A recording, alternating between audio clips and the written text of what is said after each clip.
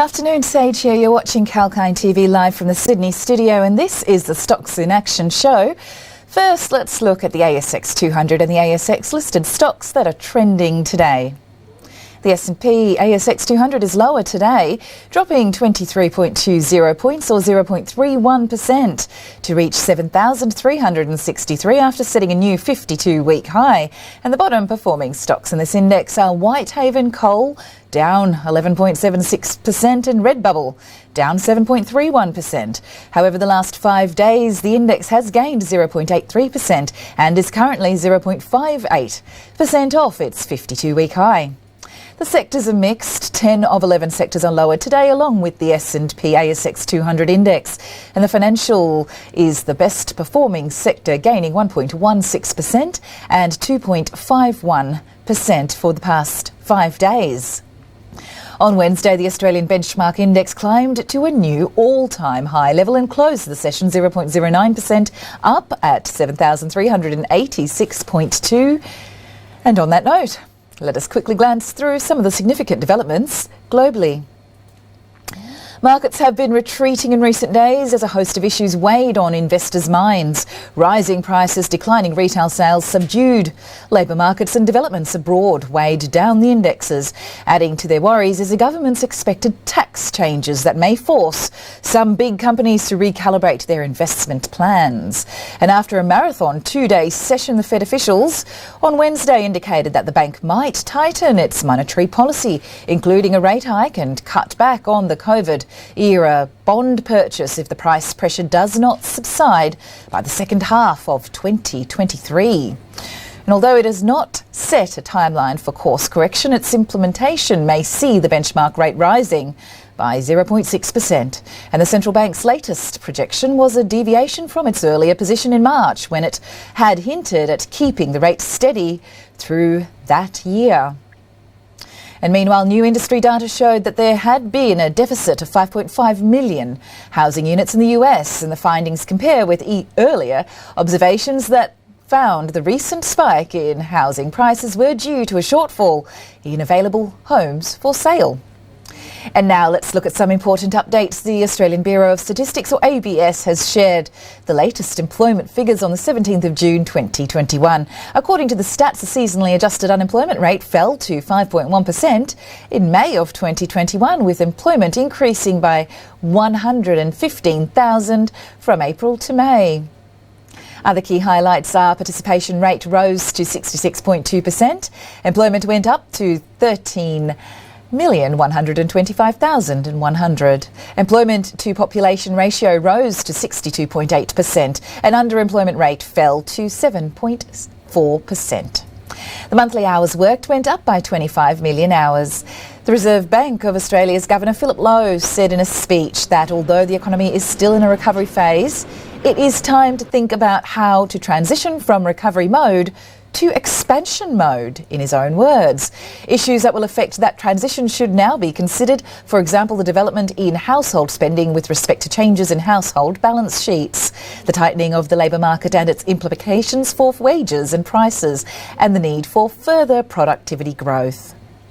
The RBA's contribution to the recovery has included the lowest funding costs on record, a banking system that is flush with liquidity and very low bond yields, and the exchange rate is lower than would otherwise have been the case, and household and business balance sheets are stronger, Dr. Lowe added in his own words. Well, now we will discuss more on the RBA's announcements after a short break, so please stay tuned. I'll be back right after this.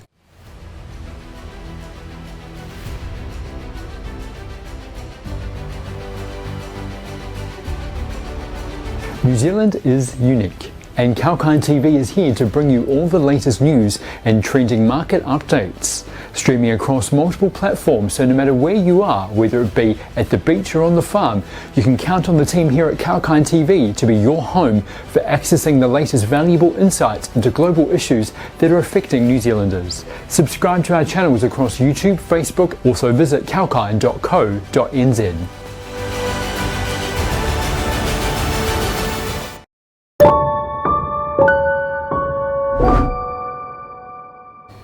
Welcome back, Sage here. You're watching 𝐊𝐶𝐞 TV live from the Sydney studio, and we are amidst the Stocks in Action show. And before the break, we were discussing the important updates from the Reserve Bank of Australia. And let's see what the Governor, Philip Lowe, said in the speech today. So Governor Lowe said that at the Reserve Bank Board's next meeting they have to make two important decisions. The first is whether or not to extend the yield target from the April 2024 bond to the next bond, which matures in November 2024. And the second is whether and in what form to extend the bond purchase program once the current program is completed in September. In addition, Mr Lowe said that the board wants to see the recent recovery transition into strong and durable economic growth, with low unemployment and faster growth in wages than have been seen recently. And over time, this will help achieve the inflation target. Mr Lowe also said that as part of the board's overall strategy, it will not increase the cash rate until inflation is sustainably within the 2 to 3% target range. Year-end CPI inflation will temporarily spike in the June quarter to around 3.5% due to the unwinding of some pandemic-related price reductions. And now we'll take a look at some of the major news coming in from the ASX listed companies. But first we'll have a look at the news coming in from Latin Resources Limited, updated on its various projects and ongoing exploration activities in the highly prospective Lachlan Fold Belt of New South Wales.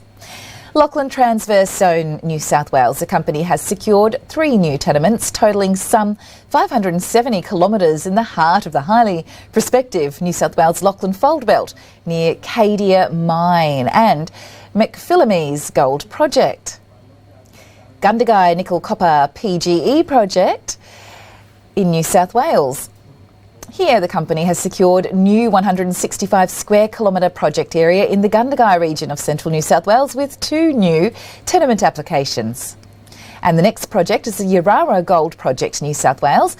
The company has shared that on-ground prospecting work has started, confirming the 1,200 metre strike length of historic workings at the Peeper Days prospect in the Orkney zone. Let's now move on to the following news. Centuria Capital shared today that it has a keen interest in the greater than 90% of Prime West securities. It now intends to exercise its right to acquire any outstanding Prime West securities compulsorily. And the company stated compulsory acquisition would be on the same terms as a Centuria offer, consisting of an offer consideration of 20 cents cash and 0.473 Centuria securities for each Prime West security. The compulsory acquisition process, subject to its Corporations Act, is likely to take approximately 4 to 6 weeks. And now it's that time again. We'll take another short break and we'll be discussing more on the RBA's announcements after this announcement. Thank you.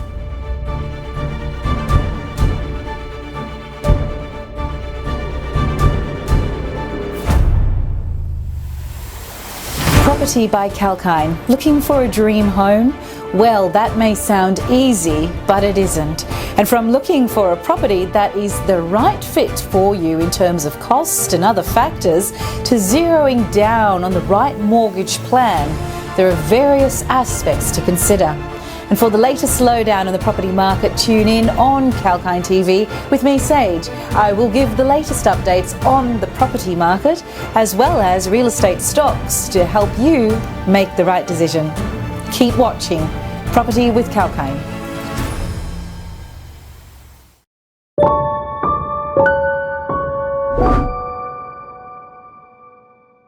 A warm welcome back. Sage here. You're watching 𝐊𝐶𝐞 TV and we are bringing you the Stocks in Action show.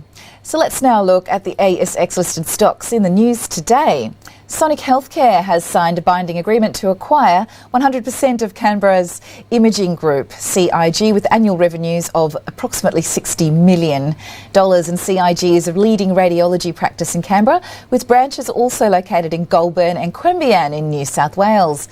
And CIG operates 1 fully funded, 2 partially funded and 2 unlicensed MRI scanners and operates 1 of 2 private PET-CT scanners in Canberra. It is the only private operator of an angiography and interventional day suite in the area. Settlement of the transaction is expected in the first quarter of financial year 2022, and the acquisition will be funded from cash and available debt lines.